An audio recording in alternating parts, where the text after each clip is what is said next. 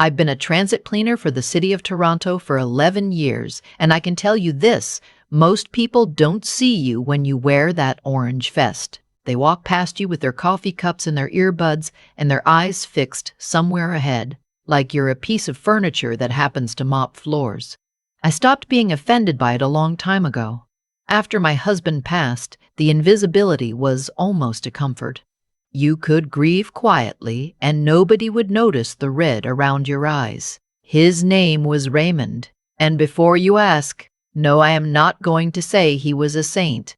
He was stubborn, he snored, and he had a habit of leaving cabinet doors open that drove me absolutely mad for 32 years. But he was mine, and when the cancer took him in the spring of 2019, I didn't know what to do with myself.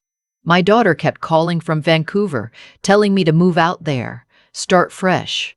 My son-in-law, a kind man but a practical one, sent me spreadsheets about the cost of living comparison between Toronto and British Columbia. I stayed. This was my city. The apartment on Roncesvalles, the commute on the 504 streetcar, the corner store where the owner still called me by name. I wasn't ready to leave any of it. So I went back to work. Night shifts, mostly. The TTC barn on Russell starts cleaning rotations at 11 p.m. And you're done by 6 in the morning.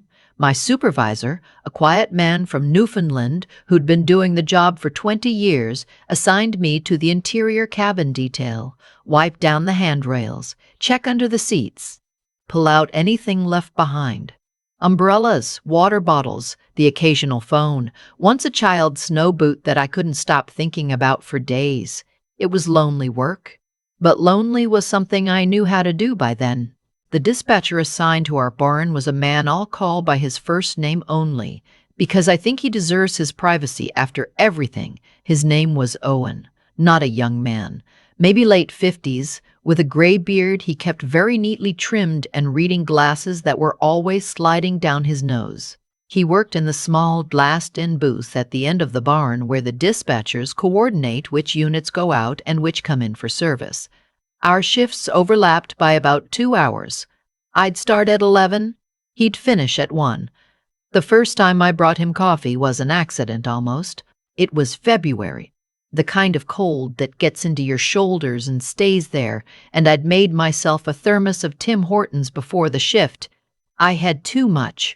I knocked on the booth window and held it up, and he looked surprised in a way that made me wonder when the last time was that someone had done something simple like that for him. He nodded. I poured some into the spare cup I kept in my cleaning cart. That was it. The next week, I brought 2 cups. Then it became a Thursday thing, then every shift. We didn't talk much at first. He had work to do, I had work to do, but there's a particular ease that comes from sitting with someone in the small hours of the morning, in a barn full of sleeping streetcars, with the city quiet outside and the fluorescent lights humming overhead. You don't need to fill the silence. Sometimes the silence is the point. I learned things about him in pieces, the way you do. He had a son he rarely mentioned, and when he did, something shifted in his face that I recognized, the careful blankness of someone who has had a painful conversation too many times and decided to stop having it. I didn't push. It wasn't my place. I just topped up his coffee and let him talk about other things. Hockey, which he followed with the resigned loyalty of a lifelong Leafs fan, and his mother's garden in Sudbury, and the time he'd nearly missed the ferry to Pelee Island because he'd stopped to help someone change a flat tire. He was, I understood gradually, a man who paid attention to the people around him. It was his nature. You could see it in the way he watched the barn. Not with suspicion, but with the careful quiet of someone who notices things. I had a habit of my own that I developed around that time. One that started as practicality and became something else. At the end of each shift, I'd write down anything unusual in a small notebook I kept in my vest pocket. Not a formal log, nothing like that. Just a habit I'd picked up from Raymond, who'd been an insurance adjuster and believed that you should always write things down. a dented panel on Unit 4111, a smell coming from the rear cab of the 4203, the padlock on Bay 7 that seemed looser than it should be. I wrote things down. I didn't know yet why it mattered. It started in March. I had noticed over the course of several weeks a man who came to the barn late at night, not inside. He never came inside. He stood on the far side of the chain-link fence that ran along the south end of the property, near the access gate that the supervisors used to bring in supply trucks. He was always there between midnight and 12:30, just standing, sometimes on his phone, sometimes not. I wrote it down. Man at south fence. Second Tuesday in a row, same jacket, dark blue hood up. Doesn't approach. The third week, he had someone with him. A younger man. They weren't talking, just watching the barn. I wrote that down too. I didn't want to be the woman who caused trouble. I'd seen enough workplaces where the person who raised the concern became the concern, where suddenly everything you said was filtered through the label of difficult or anxious. I'd been passed over for a shift lead position once, years back, for reasons that were never clearly explained, but that I understood perfectly well, so I said nothing to my supervisor. I said nothing to the night manager. I didn't call the non-emergency line, which I thought about once and then decided felt like an overreaction. I did, however, mention it to Owen. It was a Thursday. I'd poured his coffee and mine, and I told him, carefully and without drama, what I'd seen. He didn't dismiss it. He pulled his reading glasses down and looked at me very directly and said, "How many times now?" 3 weeks, I said. Same spot, same time window. He nodded slowly. "The supply gate," he said. "That's the one without the secondary camera." I hadn't known that, but he did, because Owen had been in that barn for 6 years and he paid attention. He didn't make a fuss about it. He didn't go straight to management. He spent the next 2 weeks quietly watching the way he did everything, carefully, without advertising it. He rerouted some of the late supply deliveries through the north entrance. He mentioned to the barn supervisor, offhandedly, that the south gate padlock seemed like it could use an upgrade. He pulled up the incident reports from other TTC properties for the past quarter, which was something he had access to in his dispatch role, and he found a pattern.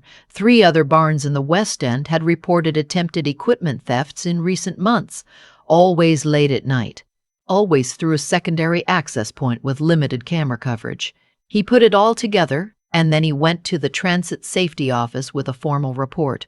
I didn't know any of this while it was happening. He didn't tell me because he didn't want to alarm me, and also because he wanted to be sure before he said anything. That was Owen, methodical, private, careful. The night it came to a head, I was finishing up the rear cabin of the 4208 when I heard voices near the south gate. Not loud, just the particular low quality of men trying not to be heard. I turned off my work light and stayed still. Owen had come out of his booth. He was standing at the edge of the barn floor, and he wasn't looking at me. He was speaking into his radio. Within 4 minutes, I counted because I was nervous, and counting helped. There were 2 transit safety officers at the south gate. The 2 men who'd been standing there for 3 weeks apparently thought that a Thursday night at 12:15 was the right time to cut the padlock. They were wrong. I sat down on the step of the streetcar I'd been cleaning, and I did not cry. I want to be clear about that.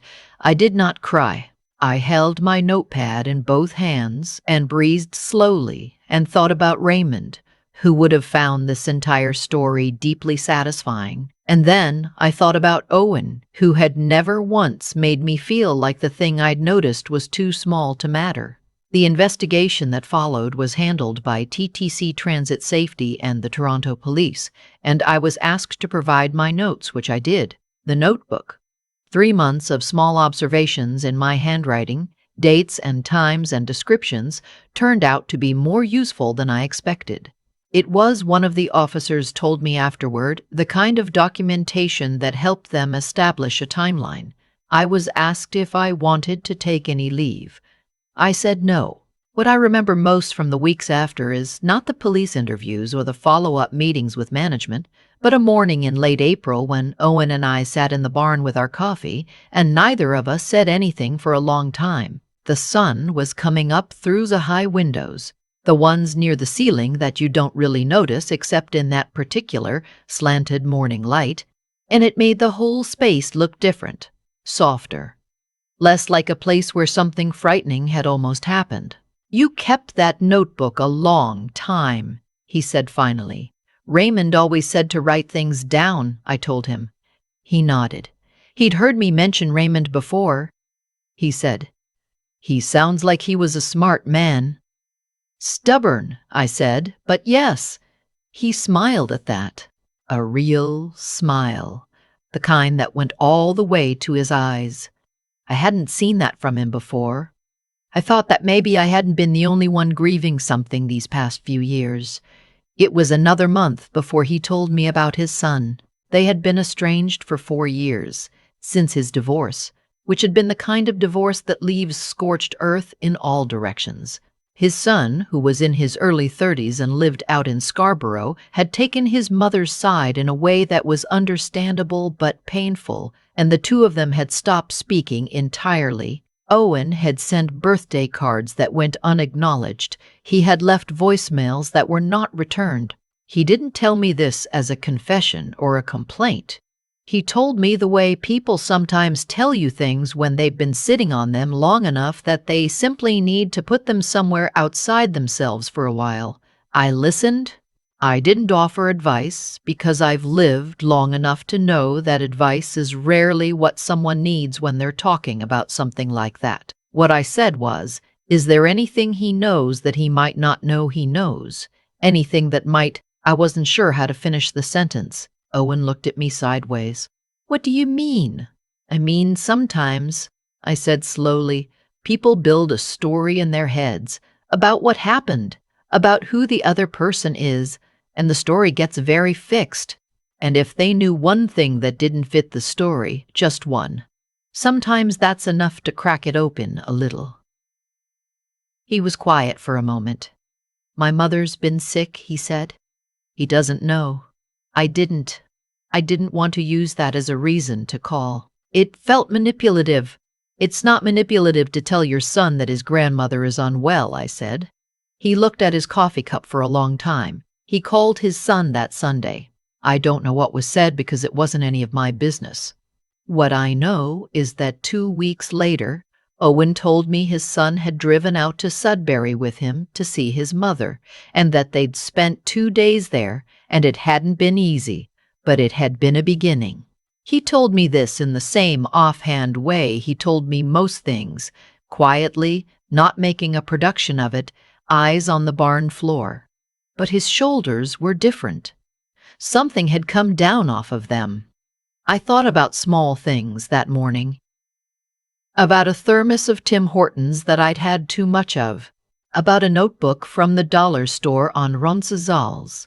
About 3 months of small notations in my own handwriting that turned out to matter. My daughter called me that evening, which she does every Sunday. She asked if I was okay. Same as always. I told her I was, same as always, and this time I meant it differently than I had in a long time. She asked if I was sure. I said yes. She said, "Mum, you sound different." I thought about how to explain it. About a man with reading glasses who paid attention. About a fence at the south end of the transit barn. About the way the morning light came through the high windows in April and made everything look, briefly, like it was going to be all right. "I think I found my footing again," I said. "That's all." She didn't ask what I meant. Daughters often know when not to ask. I still bring coffee to the booth on Thursday nights. I still write things down in the notebook. The new padlock on the south gate is a good one. Solid, heavy, the kind that takes 2 hands to lift. I know because I checked. Owen's son calls him on Sundays now. Not every Sunday, but enough. I wear my orange vest and I move through the barn in the small hours of the morning, and most people still don't see me. That's fine. I've stopped needing to be seen by everyone. The ones who matter always notice.